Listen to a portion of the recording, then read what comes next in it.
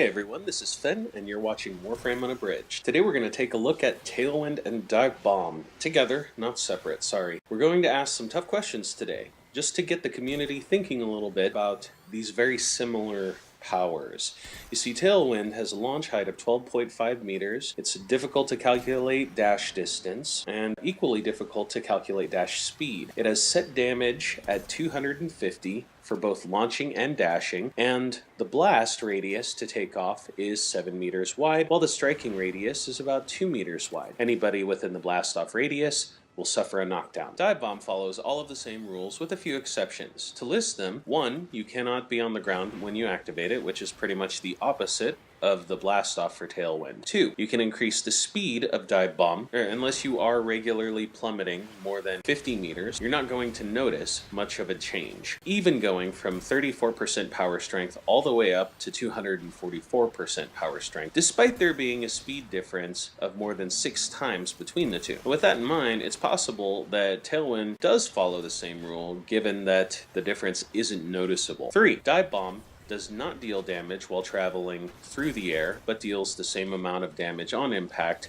as the blast-off does, which essentially makes Divebomb a far more specialized version of Tailwind. 4, Divebomb does not stop until it hits something. That pretty much concludes the differences of the base powers. Tailwind and Divebomb cost the same amount of energy, have the same base damage, the same area of effect, and the same form of crowd control, at least when comparing the blast-off to Divebomb. Sadly, natural talent and speed drift do not affect these abilities in any noticeable capacity. Timing is definitely important with these powers, but in repeating 5 castings of Tailwind, and once I reach 40 to 43 meters in height using Divebomb, I noticed that 5 castings both took around 17 seconds, with and without natural talent and speed drift. So I'm going to give you the bad news first. These powers are not even as mobile in a single casting as Tidal Surge. The good news is, you don't really want it to be. You see, if you mod Tidal Surge for maximum mobility, you go in a straight line for over 80 meters. With Zephyr, that would drastically reduce her ability to stay airborne because she'd be spending half of her duration plastered to a wall, as she used to be. Now, I know that I may sound like I'm being very critical of these powers, but truth be told,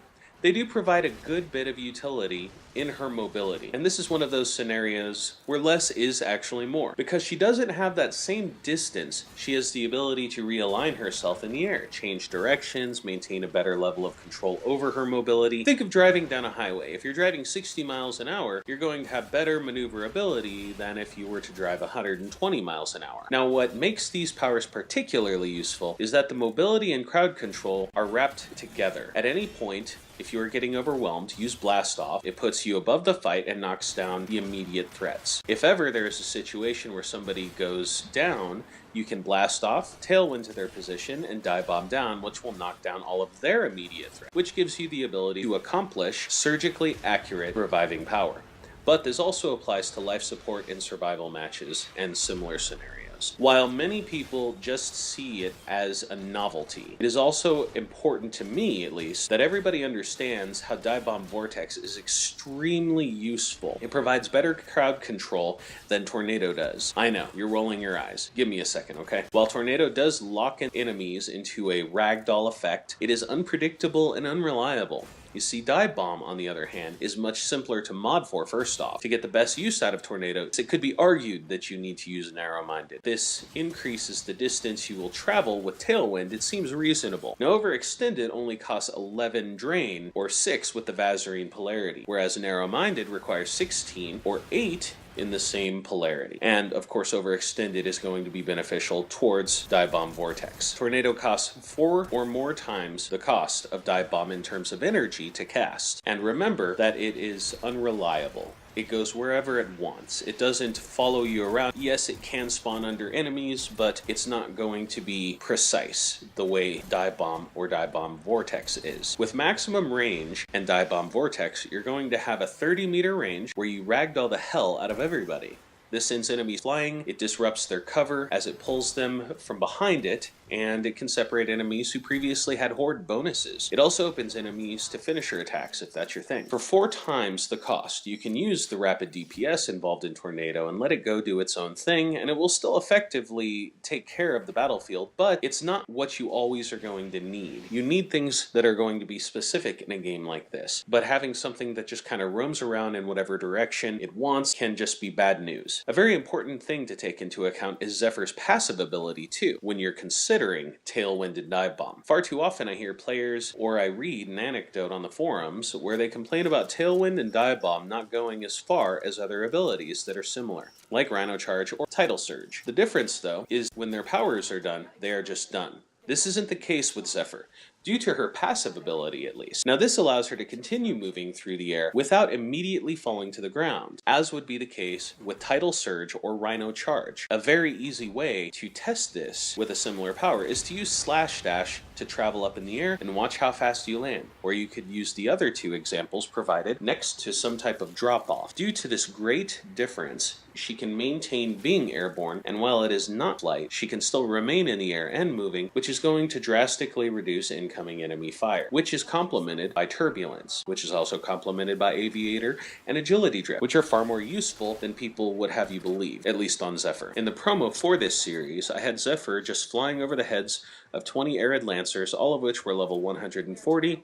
I wasn't fighting back that much at all, and despite being reckless and just screwing around, they didn't kill me. A couple of times I landed, and they kind of came close, but again, it wasn't a threat that I was taking seriously, or I would have probably been fighting back at all. Now, what these powers really need, in my opinion, is a merger. It would take a bit of time to work out some of the details, I'm sure, but Divebomb, as an independent power, could be gotten rid of altogether. They could change the function to a charge ability, where you hold down the button for Tailwind, and you simply fly through the air until you release it, resulting in a dive bomb. Or, it does a dive bomb as soon as you collide with the ground, so you can aim down and just in the power like that. I'm certainly not a fan of the configuration that they have to produce these effects, but I am definitely a fan of the abilities due to how versatile she is in her movement.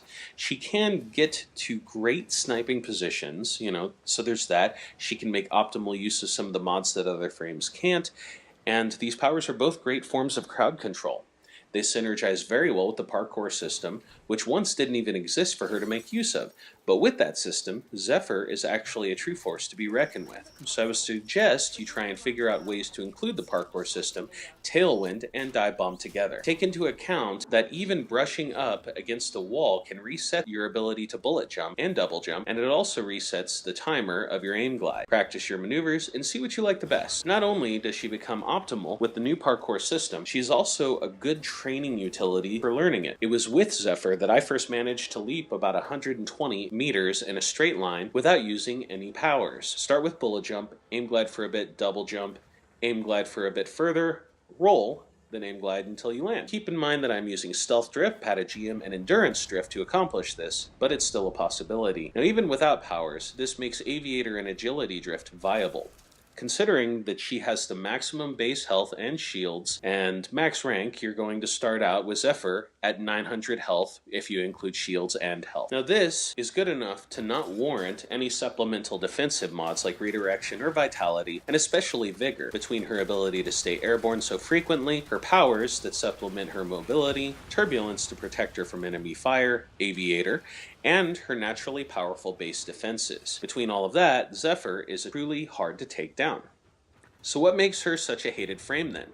Well, in my opinion, it's based on the observation of other frames in similar predicaments. The more complicated the frame, the worse the general population tends to perceive them. Consider the Ash rework. The only difference at this point, that's actually negative in any way, is the fact that you actually have to pay attention now. Gone are the days when you could sit on Pornhub and occasionally cast Bladestorm and walk away with all of the kills. Saren is exactly the same. Even though she is still extraordinarily powerful, and you don't have to throw 3 or 4 of her powers out the window just to make one super powerful, somehow she is perceived as being worse. And when you break down every complaint, you will see that it's only because the same results are only accomplished with more complicated combinations. 3 buttons instead of 1. And it's just ridiculous. What about me? Mesa? Well, now you actually have to aim to murder everything, but RIP AFK farming. What about Mag? People are actually butthurt about the fact that you have to consider more than one faction now for some reason, go figure. And for Oberon and Limbo, it's been that case since the beginning. They've always been complicated, and people don't like complicated. To be perfectly honest, and objectively right, however arrogant that may sound, these people aren't even worth listening to. It's not worth hearing the crying, because in the end, complicated does not mean worse, or even bad. Alright, so we're pretty much ending the video right there, and there's just something that I really want to say as we end the video. First off, I'm sorry that I didn't provide any builds, but there's a very good reason for that. There's actually two. First, this video was shaping up to be a very long one. But second, I really want the people that are coming to take a look at some of Zephyr's builds to really consider that she is a very and vastly different frame from what you've come to expect. The best thing that we can do right now is just empty our cup, understand that there are a lot of additional game mechanics that not all frames make use of, and then we could come back together and take a look when I post builds. I'm gonna get out of your hair now, but if you like what you saw, feel free to comment, like, share, and subscribe. I hope to see you next time, Tenno, as we journey through this amazing and awesome force of nature that is Zephyr. Until then, stay safe, Tenno.